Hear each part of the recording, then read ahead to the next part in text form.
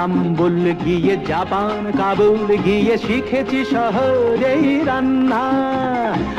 আপনি ভাবছেন তো এটা কি? এটা জুলফিকার তৈরি হচ্ছে। ইতনা সা খ্বাব হ্যায়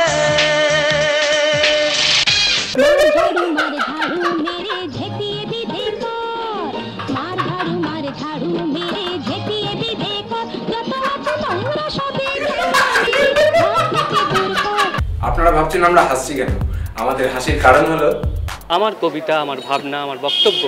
জুলফিকার ছবি থেকে যিনি সবচেয়ে বেশি উপকৃত হবেন তিনি হলেন আমাদের পরিচালক সন্দীপ রায়। হ্যাঁ, মানে সন্দীপ রায় এই কারণে যে পরবর্তী ফেলুদা মুভি করার সময় ওনাকে আর বাজারে জটায়ু খুঁজতে বেরোতে হবে না, কারণ সে কাজ করে দেবেন শ্রীজাদা বন্দ্যোপাধ্যায়। तंग मत करो काफी हो गया, ज्यादा हो गया, जाओ। প্রসেনজিতের লুক নিয়ে আর অভিনয় নিয়ে কিচ্ছু বলবো না, বলবোই না। সৃজিত মুখার্জির এই ছবিতে নুসরাত জাহানের চরিত্রের নাম হলো, মানে এটা কি শুট চলছে? নুসরাত এটা নুসরাত। আরে তলা পাত্র, তলা পাত্র।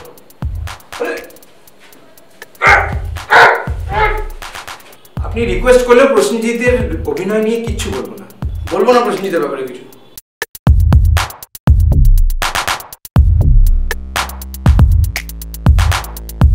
আপনাকে আগের দৃশ্যটা কেন দেখালাম?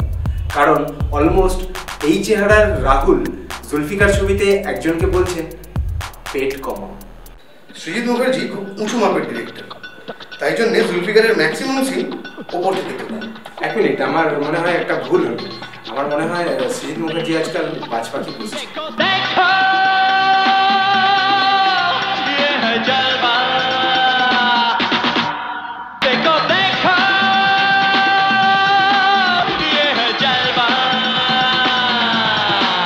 বলছি তো প্রসেনজিতের লোক অভিনয় কোনোটা নিয়েই কিছু বলবো না। এই মিউজিকটা শুনুন।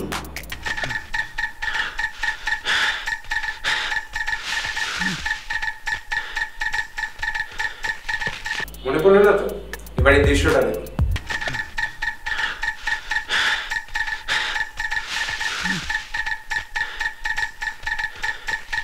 মণিরত্নমের রোজা ছবি থেকে লিটারালি ঝেড়ে সৃজিত তার জুলফিকার ছবিতে একটি চেজিং সিকোয়েন্সে এই মিউজিক ব্যবহার করেছে। দড় দড় ভাগা ভাগা সা, দড় দড় ভাগা ভাগা সা, দড় দড় ভাগা ভাগা সা, দড় দড় ভাগা ভাগা সা, দড় দড় ভাগা ভাগা সা, দড় দড় ভাগা ভাগা সা। वक्त ये सख्त है थोड़ा थोड़ा, थोड़ा थोड़ा मांगा मांगा सा, थोड़ा थोड़ा मांगा मांगा सा। এই ছবিতে দেব এমন একজন মুখ অবধির যে কানে শুনতে পায়। জুলফিকারের স্ক্রিপ্ট, ট্রিটমেন্ট, ন্যারেশন এসব নিয়ে আর কিচ্ছু বলবো না, কারণ সুগার ড্যাডিজ একটা মেনটেন করে। আপনি ইন্টেলিজেন্ট এনাফ।